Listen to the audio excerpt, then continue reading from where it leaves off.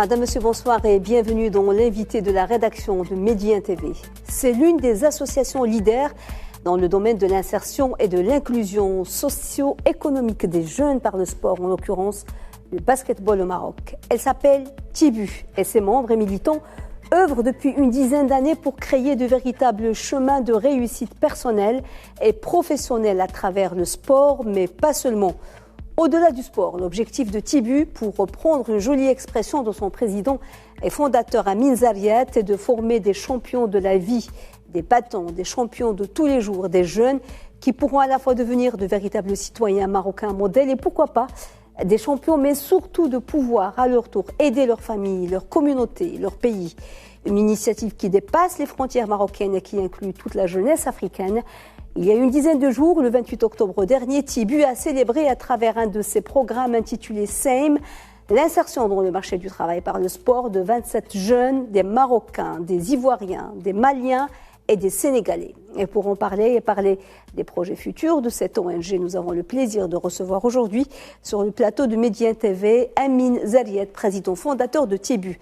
Amin Zariat, bonsoir et merci d'avoir accepté l'invitation de Médien TV. Bonsoir madame et merci pour l'invitation et merci à Médien TV. Monsieur Zariat, avant d'aborder votre actualité, parlez-nous un peu de l'histoire de la naissance de votre association Tibu qui a commencé en tant que tournoi de basket national, de basketball à l'origine.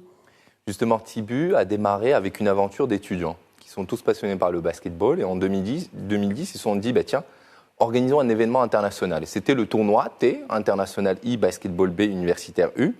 Et après la réussite de cet événement, donc on a décidé de créer une ONG, mais on s'est dit comment on va penser à cette ONG, on va dire l'appellation de cette ONG, puis on a choisi l'appellation tournoi T International I Basketball B Universitaire U. Et puis on a ajouté Maroc, donc c'est devenu Tibu Maroc. Aujourd'hui, Tibu, c'est un prénom, comme tous les prénoms. C'est un événement qui vous a porté chance, donc vous avez décidé de... Justement, c'est un événement. Les acronymes, peut-être. C'est un événement justement où on a, découvert notre passion. On a eu ce premier envol et qui nous a permis aujourd'hui de créer Tibu, qui est devenu la principale organisation au Maroc dans l'éducation et l'insertion des jeunes par le sport, avec 103 collaborateurs aujourd'hui, basés sur plus de 18 villes au Maroc, qui sont sur les 12 régions. Et Tibu, aujourd'hui, chaque jour, elle rencontre des jeunes filles adolescentes, des jeunes migrants, des réfugiés, des jeunes en situation de NEET, des femmes et des hommes, des jeunes adolescents, 250 000 jeunes, sur le terrain, dans les classes, dans les différents programmes qui visent l'éducation, l'empowerment, l'insertion professionnelle, l'employabilité, aussi l'entrepreneuriat des jeunes par le sport. Vous avez constaté qu'il y avait un véritable besoin d'inclusion par le sport, parce qu'il y avait, il y a quelques années, quand même, des jeux parascolaires, il y avait des tournois, mais dernièrement, il y en a de moins en moins. C'est très important pour l'inclusion sociale des jeunes, pour leur épanouissement et pour la découverte de la vie, l'apprentissage de la vie. L'inclusion, pour nous, c'est quelque chose de très important, parce qu'aujourd'hui, chaque jeune, il a un potentiel. Un jeune qui va, faire ses études jusqu'au bout, donc il a un potentiel pour arriver justement dans son domaine qui veut développer, mais aussi des jeunes qui ne peuvent pas aller jusqu'au bout dans les études parce qu'ils ont eu des problématiques, que ce soit à la maison, que ce soit au niveau de leur parcours scolaire, etc. Et l'idée, c'est de dire comment, à travers le sport, nous pouvons libérer le potentiel de chacun, de chaque fille, de chaque jeune aujourd'hui, à travers la force du sport, mais aussi à travers l'ensemble des compétences qu'on peut véhiculer, notamment que ce soit pour développer les compétences techniques, les compétences, entrepreneuriales, les compétences motrices, cognitives et socio-affectives. Et donc tout ça passe aussi par les skills et les valeurs aussi transmises lors des activités de Tibu, lors des programmes de Tibu. Notamment le dépassement de soi, la volonté. Alors, vous avez choisi le sport comme moyen d'inclusion, on connaît pourquoi. Est-ce que ce choix a fait ses preuves et est-ce que c'est toujours possible, surtout auprès, non pas seulement des jeunes hommes, mais des jeunes femmes, dans certains milieux et contextes difficiles? Vous travaillez dans toutes sortes de milieux, ruraux, milieux modestes, dans les bidonvilles parfois. Justement, on travaille dans les zones rurales, on travaille dans les écoles, on a un partenariat fort avec le ministère de l'Éducation nationale, on travaille dans les quartiers, On travaille également dans les zones urbaines, zones rurales, bientôt aussi dans des pays africains. Et donc l'idée, c'est de venir et de dire, OK, comment le jeune peut être au centre de nos activités.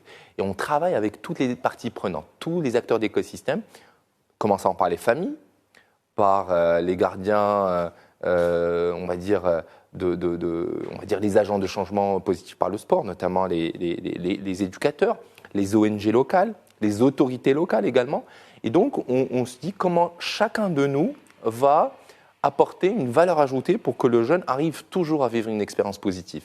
Parce que le jeune, dans nos programmes d'émancipation des jeunes filles et adolescentes dans les zones rurales, un programme de football qui a démarré à Ouled Salah, les filles chez nous, elles sont intégrées dans le programme pendant 9 heures jusqu'à 12 heures par semaine. Ce n'est pas suffisant parce que le reste de temps, elles le passent à la maison, le passent avec les institutrices dans l'école, etc., etc.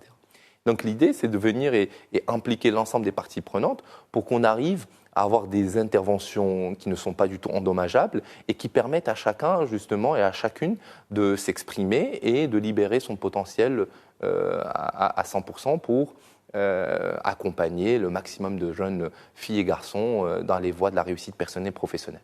Vous avez évoqué, M. Zariat, ce partenariat avec le ministère de l'Éducation nationale qui est très, très, très important. Est-ce qu'on peut dire que ça a donné ça a véritablement boosté votre action parce que, à travers les centres, parce que maintenant il y a des lieux où les jeunes peuvent se retrouver. Qu'est-ce qui a changé, ce partenariat, dans votre action ? Alors, ce partenariat, d'abord, il vient dans le cadre de la stratégie 2015-2030 du ministère de l'Éducation nationale, aujourd'hui appelé ministère de l'Éducation nationale, du préscolaire et des sports.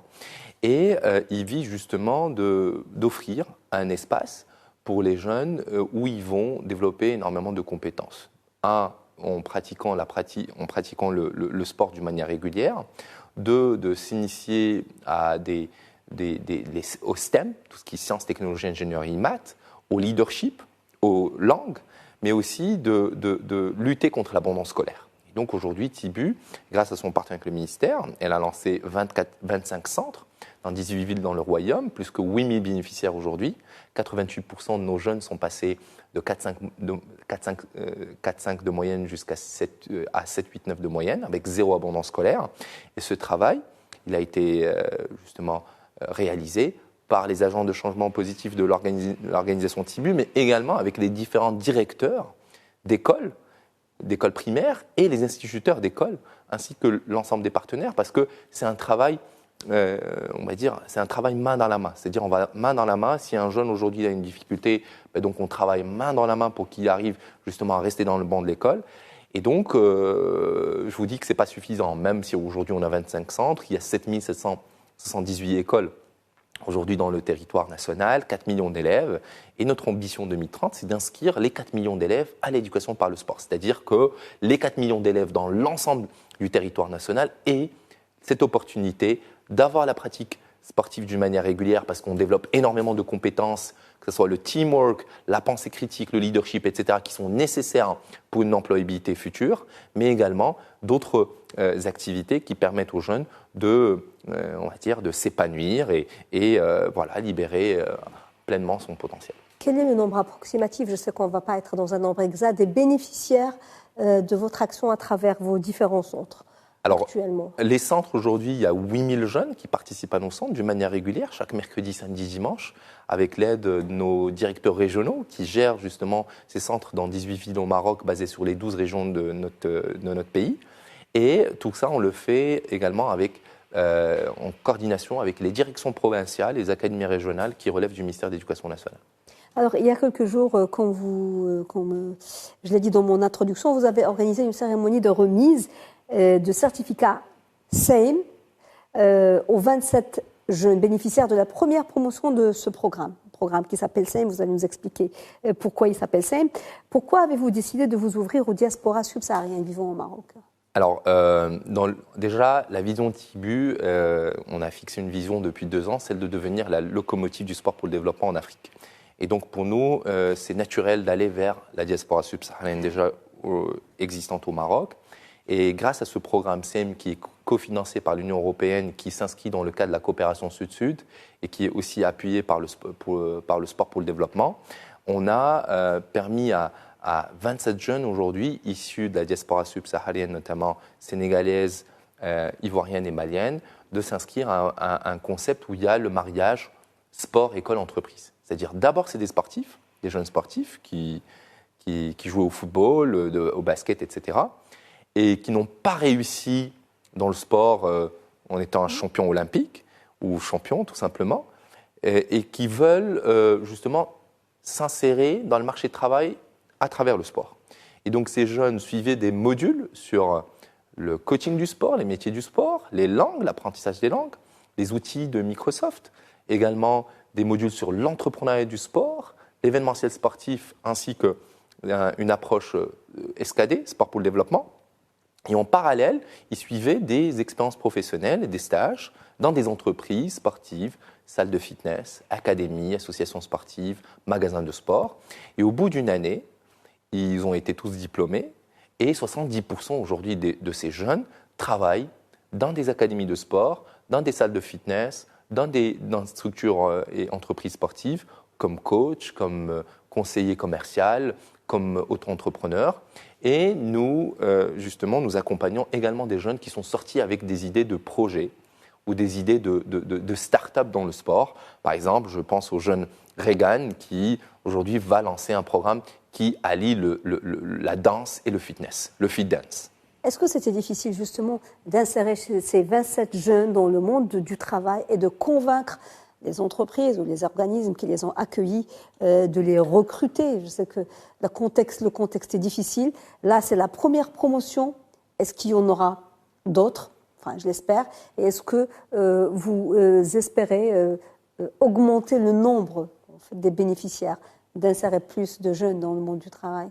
Alors, déjà, ce programme d'insertion professionnelle, ce programme SAME, il a été inspiré par notre programme Initiative Intelaka, premier en Afrique, qui a été lancé en 2019, qui s'adresse à des jeunes en situation de need.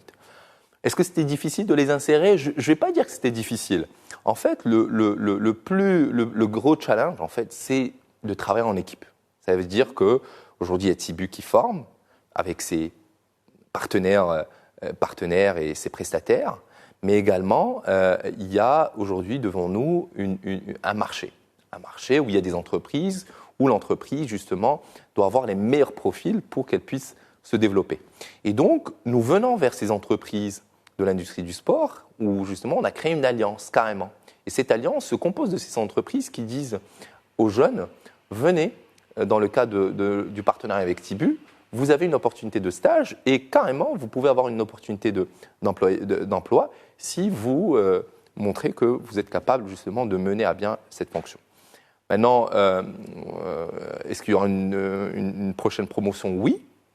Donc on vise une prochaine promotion en 2022 avec un nombre beaucoup plus important d'une trentaine de jeunes qui vont suivre la formation, mais également de 180 jeunes qui vont aussi suivre une formation, on va dire, qui n'est pas de la même, on va dire, approche. C'est plus des bootcamps qui sont axés sur l'employabilité et l'entrepreneuriat des jeunes par le sport. Et nous visons également d'autres programmes qu'on va lancer en Afrique et qui visent l'insertion professionnelle, l'inclusion socio-économique des jeunes en utilisant la force du sport. Amin Zerret, vous travaillez sur plusieurs axes stratégiques. Caravanes, zones rurales, quartiers populaires. Est-ce que c'est toujours facile et quel est votre constat au sujet de la prise en charge des jeunes dans ces zones et leur développement humain et social et de leur inclusion? Alors, le constat, c'est quoi? Aujourd'hui, notre pays, alhamdoulilah, il y a de belles associations. Il y a des entraîneurs, il y a des éducateurs qui ont une énorme passion pour les jeunes et pour le sport. Maintenant, il faut se focaliser sur le renforcement des capacités. C'est très important. Parce que le financement, il existe. Il existe chez les acteurs publics, les bailleurs de fonds internationaux. Par contre, ces acteurs qui financent, ils ont besoin d'avoir devant eux des organismes qui répondent justement aux problématiques actuelles. L'éducation, la santé, l'égalité des genres, le développement, etc., en utilisant la force du sport. Ça peut être par la culture, ça peut être par d'autres choses, mais ceux qui travaillent dans le sport, ils doivent comprendre comment ils peuvent allier le sport avec les politiques publiques. Et donc aujourd'hui, le plus urgent, c'est d'investir dans les associations, d'investir dans la société civile, parce que c'est la société civile aujourd'hui qui est dans le terrain, qui arrive à impacter et à rassembler des jeunes qui sont le futur de notre pays, qui sont le futur du monde, qui sont les futurs décideurs de demain. Et donc, c'est important de les outiller, ces jeunes-là, par les skills importants qui vont leur permettre d'interagir avec la complexité du XXIe siècle. Et donc, pour moi, le challenge, c'est le renforcement des capacités des hommes, avec le grand H, et des organisations qui sont la société civile. Au-delà de la société civile, puisque c'est un énorme chantier, le sport doit être au cœur du système éducatif, comme c'est le cas ailleurs, où des élèves ou des étudiants qui sont moyens, mais qui arrivent les grandes universités se les arrachent, les États-Unis pour ne pas les citer, parce qu'ils ont réussi dans le sport. Le sport doit être un levier parce qu'il peut être un ascenseur social aussi. Effectivement, et d'ailleurs je salue la décision de Monsieur le ministre, Chakib Ben Moussa, qui a accordé une grande enveloppe pour le sport scolaire.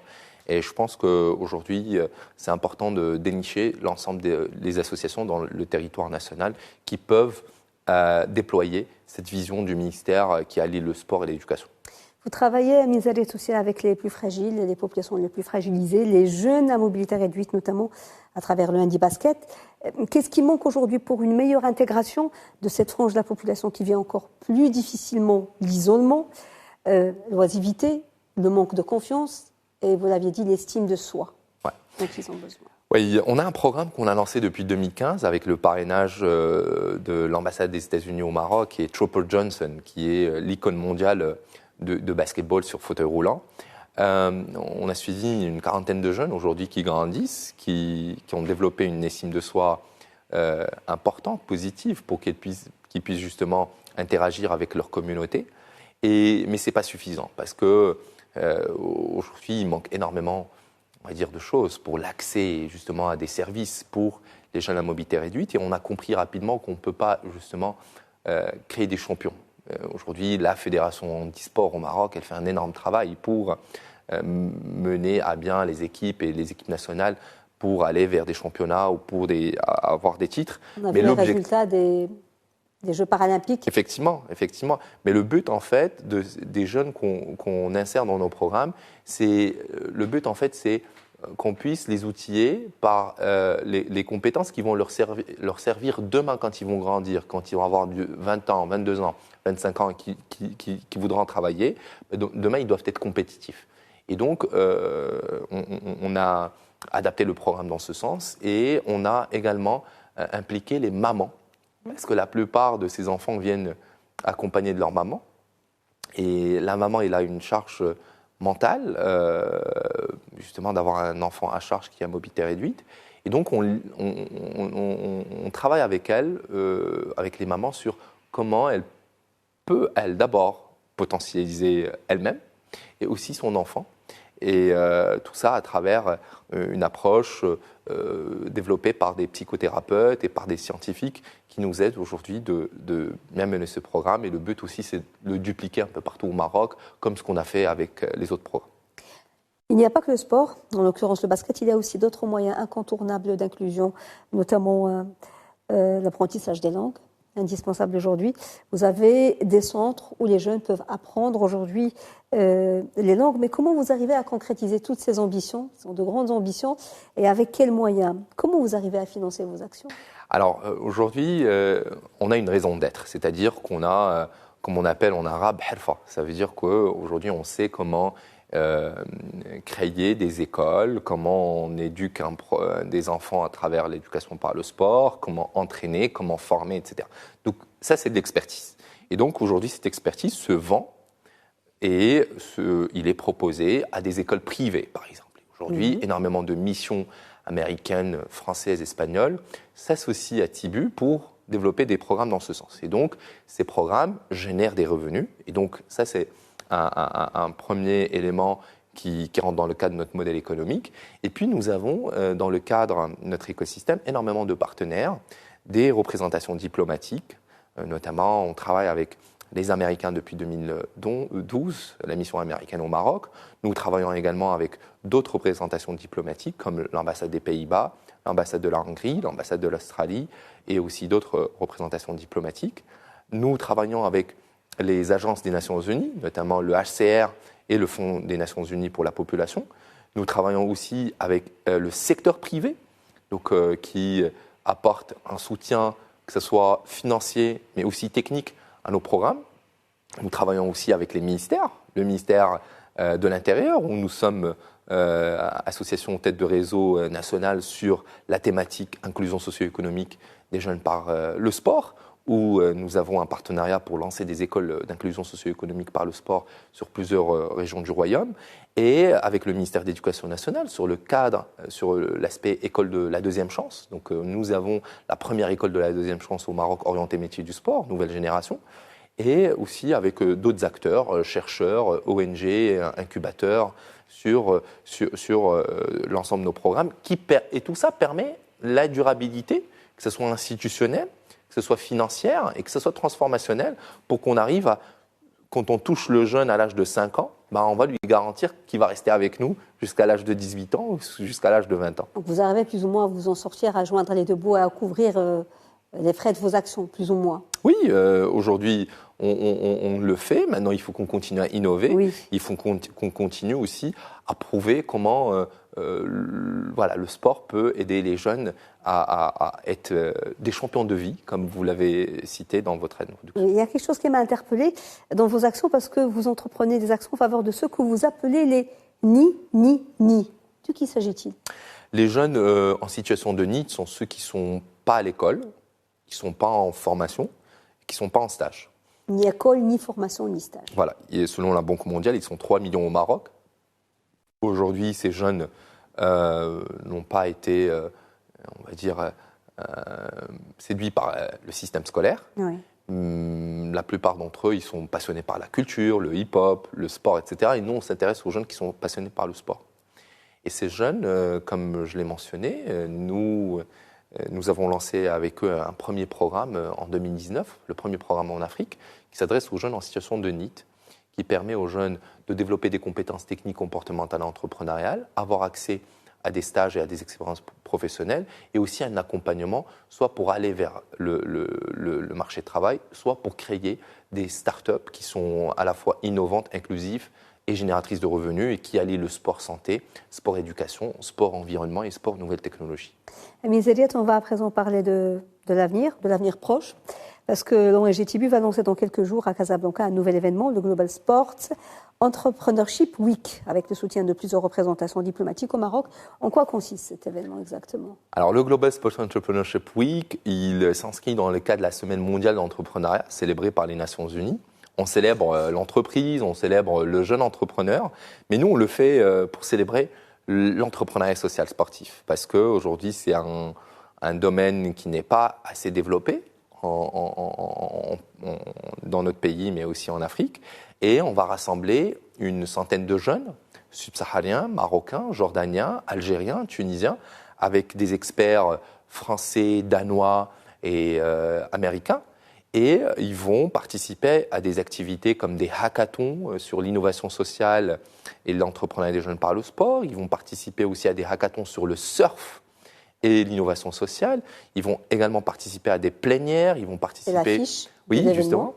Et ils vont également participer à énormément d'activités qui vont permettre à ces jeunes de développer leur mindset entrepreneurial et penser aussi comment ces jeunes peuvent être demain incubés ou accompagnés dans le cadre de nos programmes axés sur l'entrepreneuriat social par le sport. Donc cela se passera du 11 au 14 novembre à Casablanca.